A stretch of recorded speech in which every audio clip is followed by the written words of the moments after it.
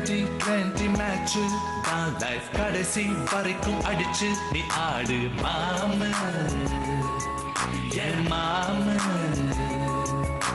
வாழ்க்கை சொன்ன பேச்ச நீ கேட்டு எல்லாம் உனக்கு ஆகும் தூது போதும் அது போதும் அச்சோ ஏதேதோ ஆயாச்சோ அட அஞ்சு நிமிஷத்தில் இருந்த இன்பமும் மறந்து போயாச்சோ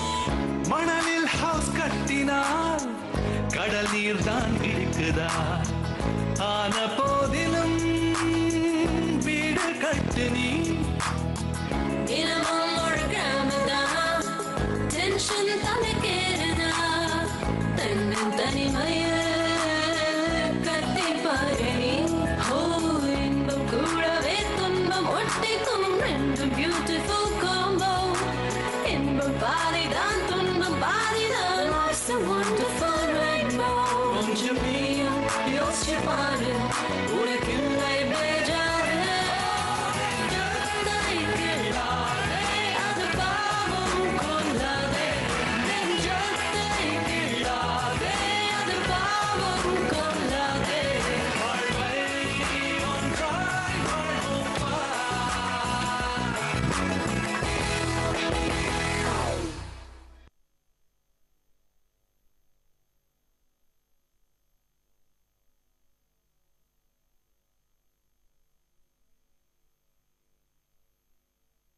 இனிமே தாண்டி ஆரம்பிக்க போகுது விஸ்வநாதன் ஆட போற ஆட்டம். உன் பொண்ணு கிள்ளி கிள்ளி தானே கொடுத்தா, நான் இனிமே அள்ளி அள்ளி தர போறேன் பாரு. விஷயத்த சொல்றப்ப உன் தங்கச்சிங்க சர்ப்ரைஸ் ஆனாலும் பரவாயில்ல, ஷாக் ஆயிடக்கூடாது. சார் ஏன் சார் வளவலன்னு பேசுற? முரளி சார் நம்ம என்டிஆர் மாதிரி நின்னு பிரேமிஸ்தனானு சொல்லிட்டு சார். சம்பந்தம் இல்லாம ஆஜராகாதடா. தமிழ்ல சொல்லி ஒர்க் அவுட் ஆகல, இதுல தெலுங்கு வேறையா?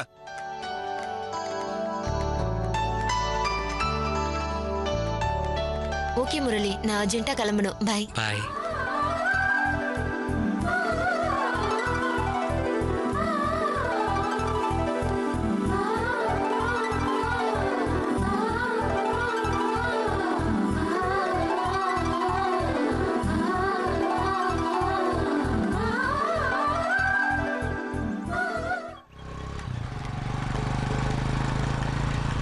என்னடா சொல்லிட்டியா? சொல்லணும்னு தாண்டா நினைச்சேன். ஆனா மிலிட்டரி ஆண்டி அங்கிள் வந்துட்டாங்க. அவங்க எதுக்குடா இங்க வந்தாங்க? சாப்பிடதான். டேய், ஜோக் அடிக்கிறத விட்டுட்டு நடந்தது என்னன்னு சொல்லு. எல்லாம் ப்ரிப்பேர்டா இருந்த மச்சான், சொல்லிடலான்னு இருந்தேன். அதுக்குள்ள இவங்க வந்துட்டாங்க, சொல்ல முடியல. இப்படியே சொல்லிட்டு என்னைக்குதான் உன் லவ் சொல்ல போறியோ? சரி வா ஏறு வா.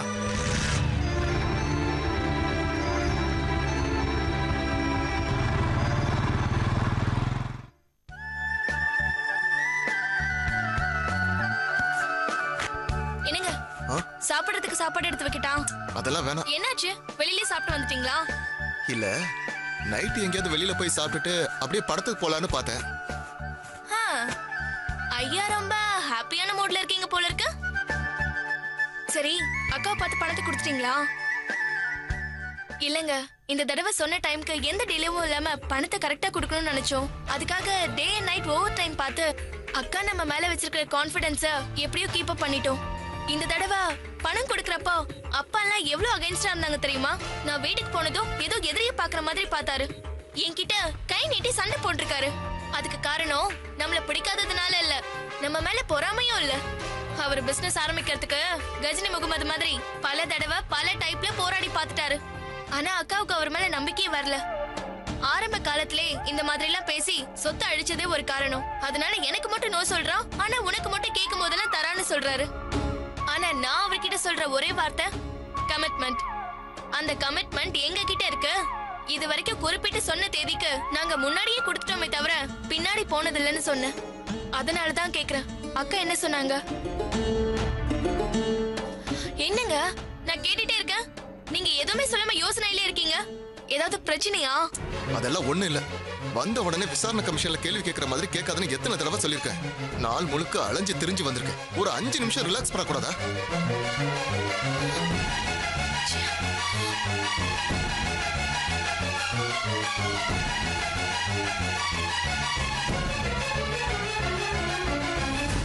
என்ன கோவமா? ஒன்னும் சொல்லக்கூடாத? இதுக்கே முகத்தை தூக்கி வச்சுட்டா எப்படி? ஒரு கம்பெனியோட எம்டி என்ன பிரச்சனை வந்தாலும் எனர்ஜெட்டிக்கா பளிச்சுன்னு இருக்கணும். கொஞ்சம் சரி. ஆ? ஆ? ஆ? ஆ? சரி, அக்கா ஏதாவது ஃபோன் பண்ணாங்களா? ஏங்க என்னாச்சு உங்களுக்கு? அக்கா கிட்ட பணம் கொடுக்க போனது நீங்க.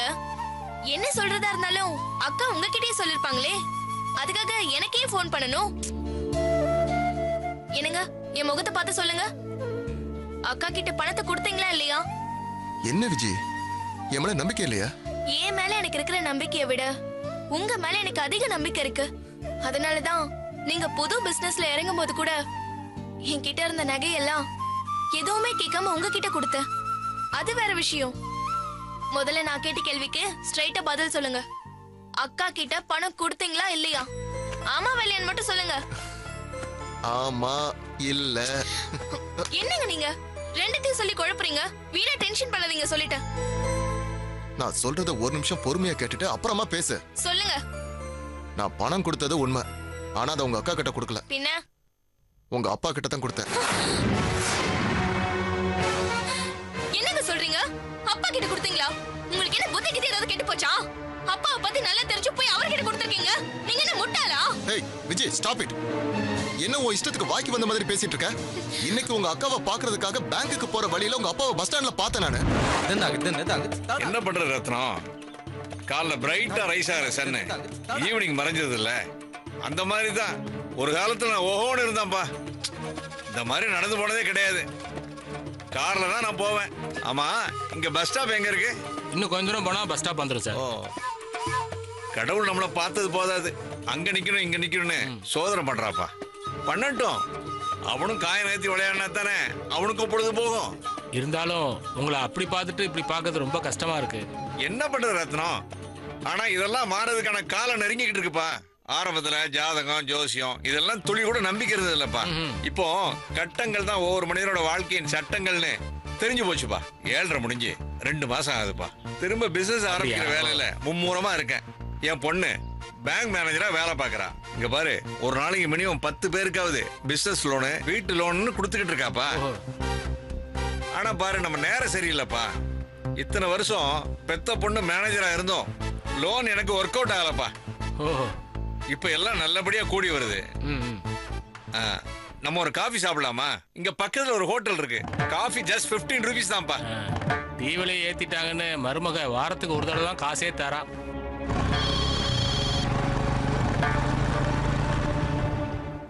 சார் சொல்லுங்க சார்.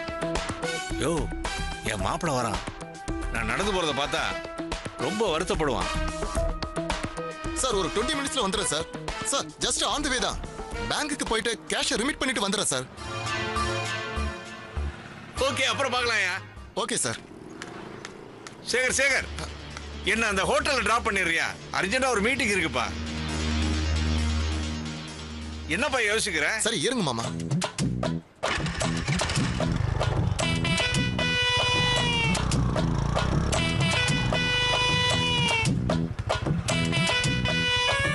வாங்க, ஒரு கப் காஃபி சாப்பிடலாம். இல்ல மாமா, அர்ஜென்ட்டா ஒரு மீட்டிங் இருக்கு. ஜஸ்ட் எனக்கா வாங்க, ஒரு காஃபி சாப்பிடுங்க. இல்ல வாங்க.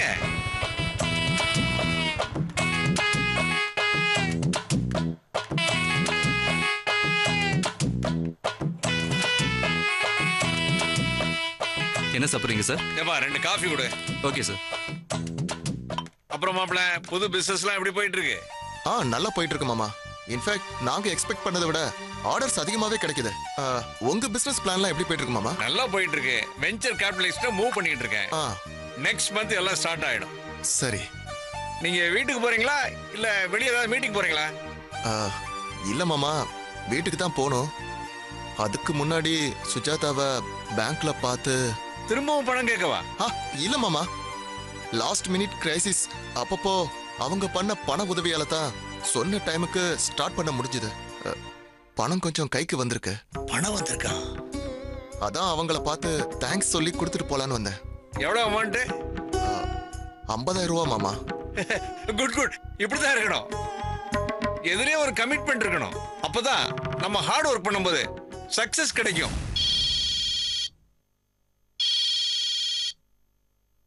Hello sir, good afternoon sir. Sir, போன மாசம் முழுக்க உங்களை மீட் பண்ணணும்னு ரொம்ப ட்ரை பண்ண சார். சார் சொல்லுங்க சார். ஓ கிரேட் சார். சார் எப்போ வந்து உங்களை பார்க்கணும்? 20 மினிட்ஸ்லயா? சார் சாரி சார், சின்ன வேலை இருக்கு சார். அதை முடிச்சிட்டு ஒரு 1 ஹவர்ல வந்துட்டுமா சார்? ஓ அப்படியா சார்? சரி சார், நான் அங்க வந்துடுறேன் சார். Okay sir. என்னாச்சு சேகர்? ஏதாவது ப்ராப்ளமா?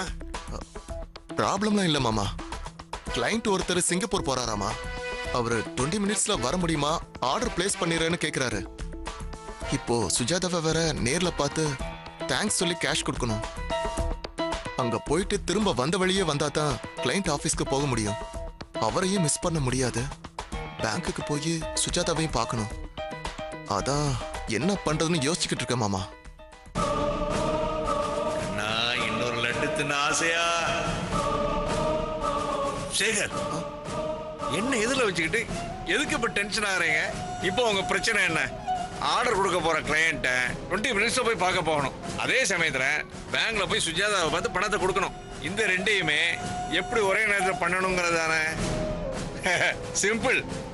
நீங்க உங்க கிளையண்ட்டை பார்த்து பிசினஸ் டெவலப் பண்ணுங்க. அந்த பணத்தை என்கிட்ட கொடுங்க. எப்படி ஈவினிங் சுஜாதா வீட்டுக்கு தானே வர போறா. அப்ப நான் கொடுத்துட்றேன். என்ன சொல்றீங்க? ஏன் யோசிக்கிறீங்க சேகர்? அந்த பணத்தை என்கிட்ட கொடுக்கறதுல உங்களுக்கு தயக்கம் இருந்தா பரவாயில்ல, விட்டுருங்க. உங்க இஷ்டப்படி பண்ணிக்கங்க. நாம கிளம்பலாமா? மாமா இல்ல இல்ல மாமா, ஏன் அப்படி சொல்றீங்க? நேர்ல போய் கொடுத்தா மரியாதையே இருக்கும்னு நினைச்சேன். தப்பா எடுத்துக்காங்க சேகர். லேடிஸ் தான் அதை பண்ணலாமா இதை பண்ணலாமான்னு 1000 தடவை யோசிச்சு கடைசியில எதையுமே பண்ணாம தப்பு பண்ணுவாங்க. ஆம்பளைக்கிறவன் வெட்டு 1 துண்டு 2 இருக்கணும். என்ன? முதல்ல இந்த காஃபி காசு கொடுங்க. என்கிட்ட 500 ரூபாய் இருக்கு, சில்லறை இல்லை. இந்தாப்பா இங்க வா, காசை வாங்கிக்கயா. And you keep the change. சரி சார். சரி மாமா, நீங்க சொல்ற யோசனை தான் கரெக்ட் மாமா. இதுல 50,000 ரூபாய் இருக்கு. வேணா எண்ணி பாத்துக்கோங்க. பணத்தை கொடுத்துட்டு எனக்கு விஜய்க்கு ஒரு ஃபோன் மட்டும் பண்ணிடுங்க. இந்தாங்க. என்ன சேகர் இது சுஜாதாவுக்கு போக வேண்டிய பணம். என்ன பொறுத்த வரைக்கும் நான் ஒரு கொரியர் பாய் தான். இது அப்படியே அவட்ட கொடுத்துட்டு நான் உங்களுக்கு ஃபோன் பண்ணிடுறேன். நீங்க அவட்ட பேசிக்கோங்க, சரியா? ஓகே மாமா. ஏற்கனவே நம்ம மேல கோவமா இருக்காரு. இன்னும் நம்மள தப்பா நினைச்சு போறோம்னு பயந்துதான் கவரை கொடுத்துட்டேன். வெளியில வந்து உங்க அக்காவுக்கு விஷயத்த சொல்லலான்னு 2-3 தடவை ஃபோன் பண்ணேன். ரிங்கு போச்சு, ஆனா எடுக்கவே இல்லை. சரி, என்ன கூப்பிடலனாலும் ஒன்ன கண்டிப்பா கூப்பிட்டு சொல்லிருப்பாங்கன்னு நினைச்சேன். ஆனா இது வரைக்கும் அவங்க கிட்ட இருந்து போன் வரலன்னதும் சின்னதா எனக்கு பயம் வர ஆரம்பிச்சிருச்சு. உங்க அப்பா தப்பா நினைச்சிட கூடாதுன்னு நினைச்சு நான் தான் தப்பு பண்ணிட்டேன்னு திரும்ப கூப்பிடணும்னு நினைச்சேன். பணத்தை கொடுத்துட்டு இத்தனை தடவை போன் பண்ணி சொல்லி காட்டுறாங்களே நினைச்சிட கூடாதுன்னு தான் கூப்பிடல. அப்பா பத்தி தெரிஞ்சு இப்படி பண்ணிட்டீங்களே. அக்கா கேட்டா நம்ம 2 பேரும் மூச்சை கொண்டு போய் எங்க வச்சுக்கிறது? நீங்க பண்ண முதல் தப்பு அப்பா கிட்ட பணத்தை கொடுத்தது. 2வது தப்பு வேற வழி இல்லாம கொடுத்துட்டீங்க. அது அக்காவுக்கு ஒரு போன் பண்ணி சொல்லிருக்கலாம். போன் எடுக்கலன்னா ஒரு மெசேஜாவது அனுப்பிருக்கலாம்ல. சரி விடுங்க. பட்டுதான் சில விஷயங்களை தெரிஞ்சுக்கணும்னா ஒண்ணுமே பண்ண முடியாது.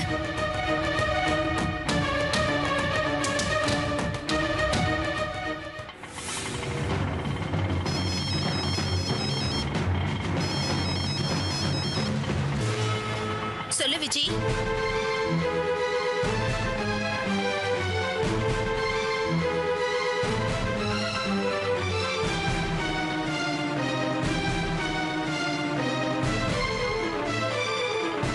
அப்படியா?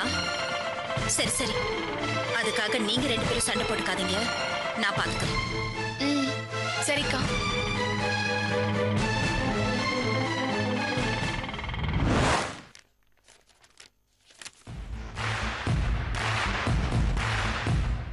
வாமா சுஜாதா, வழக்கமா 6:30 6:40 வந்துருவேன். இன்னும் 7:30 ஆகி வரலையா? அதான் கொஞ்சம் கவலையா இருந்துச்சுமா. இப்போ உன்னை பார்த்த அப்புறம் தான் நிம்மதியாச்சு. ஏமா லேட்டு? பேங்க்ல வேலை அதிகமா? ஏண்டி பொண்ணு நாள் பூரா உழைச்சிட்டு வந்திருக்கா?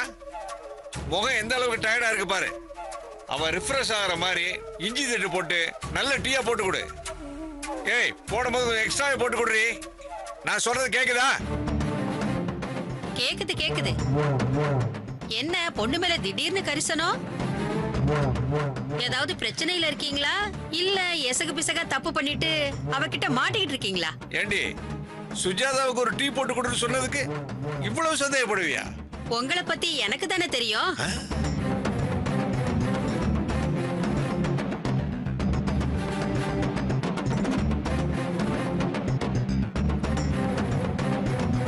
இந்தாங்கப்பா.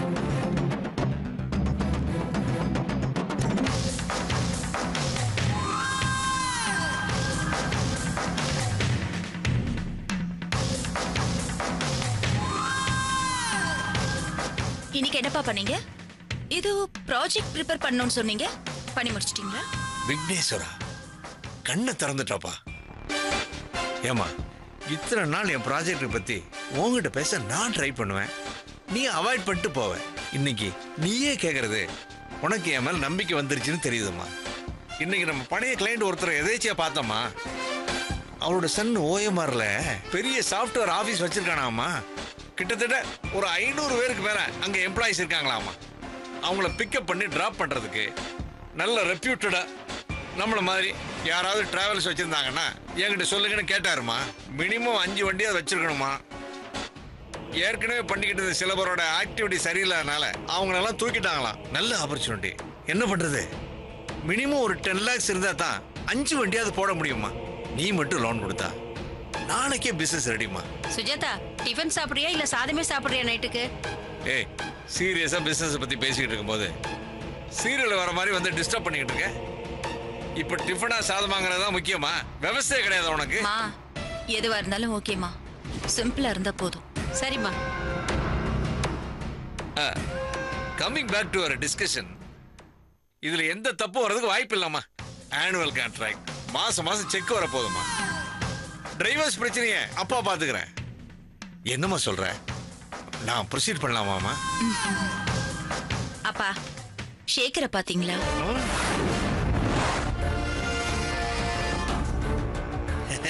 பாத்தியா, பிசினஸ் பத்தி பேசணும்னு மறந்தே போயிட்டம்மா. சேகரை பார்த்தம்மா. நான் சொன்ன கிளையண்ட் சிக்னல் கிட்ட Q8 ஆடி கார்ல டிராப் பண்ணப்போ பின்னாடி பைக்ல சேகர் வந்து நின்னாரு. அவரு ஏதோ ஒரு கவரை கொடுத்து உன்கிட்ட கொடுக்க சொன்னாருமா. இதுக்கே தேங்கிறீங்கன்னு வாங்கிட்டு வந்தேன். நான் தான் கொடுக்க மறந்துட்டேம்மா. ஒரு நிமிஷம் இருமா.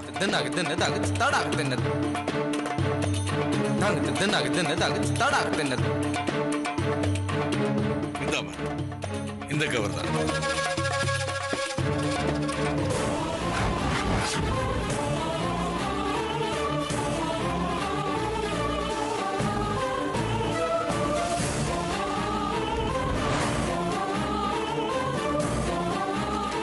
என்னது, கவர்ல பணத்தையா வச்சு கொடுத்தாரு? நான் என்னமோ நினைச்சேன். உன்கிட்ட கொடுக்க சொன்னா நான் அப்படியே கொடுத்துட்டாமா.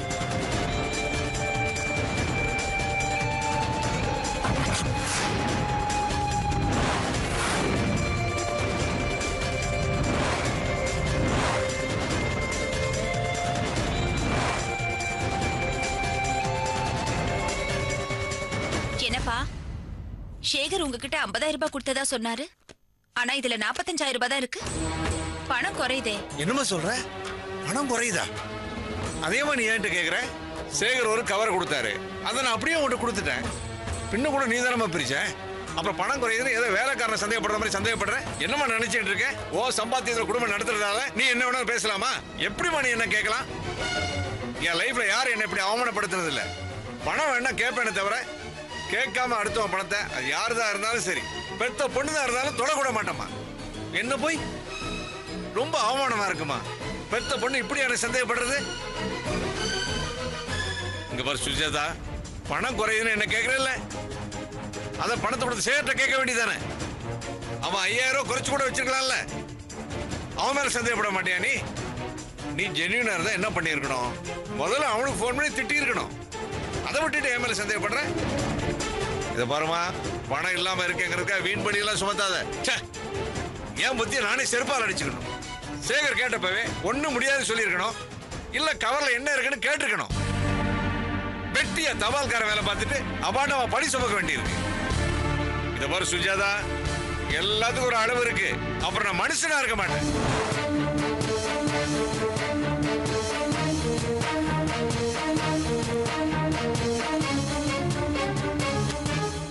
நாளைக்கு காலையில இந்த கவர்ல 50,000 ரூபாய் இருக்கணும். புரியுதா?